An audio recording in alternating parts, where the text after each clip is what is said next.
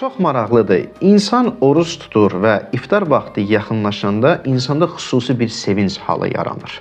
Görəsən bu nədir? Deyə bilərsiniz ki, bu sevinç halı insanın iftar etməsinə görədir. Yəni yeyəcək, içəcək, bunun üçün insan sevinir. Amma biz təhlil edəndə görürük ki, başqa günlərə nisbətən bu sevinç fərqli bir sevincdir. Bəli, iftar vaxtı yaxınlaşır deyə sevinirəm. Ancaq burada başqa bir mənəvi sevinc də var. Dərin təhlil edəndə baxırsan ki, bu başqa bir şeydir. Nəsə Allah mənə başqa bir şey çatdırmaq istəyir. Bu mənəvi bir sevincdir. Ona görə də İmam Sadiq əleyhissalam buyurur ki, "Lis-saim fərahatan." Oruç tutan üçün iki sevinc var. Fərahatun ində iftarihi, iftar etdiyi zaman olan sevinc və fərahatun ində liqai rabbihi və Rəbbi ilə görüş üçün olan sevinc. Rəbbi ilə görüş olan sevinclə iftar sevincini İmam Sadiq ikisini bir yerdə yanaşı gətirir.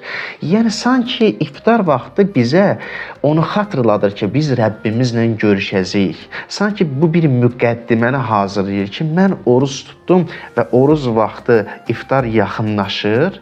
Məndə xüsusi bir sevinc yaranır ki, mən elə bil ki, mənəvi bir öhdəçiliyimi yerinə yetirdim və elə bil ki, Allah mənim mənəvi mükafatlandırır və o gözləmək əslində sırf iftarın vaxtını gözləmək deyil, elə bil ki, mən mənəvi prosesdən keçdim və Rəbbimlə görüşə hazır oldum. Bunu xatırladır insana. Fikir versəniz, başqa günlərə nisbətən həmin o sevinc fərqli bir sevincdir. Mən deyirəm ki, o sevinc sırf iftarın sevinci deyil. Bəli, iftarın sevinci var, amma həm də orada insanın öz Rəbbini qarşısında etdiyi o məsuliyyətin bir sevincidir ki, nəticə olaraq mən Rəbbimlə görüşəcəm.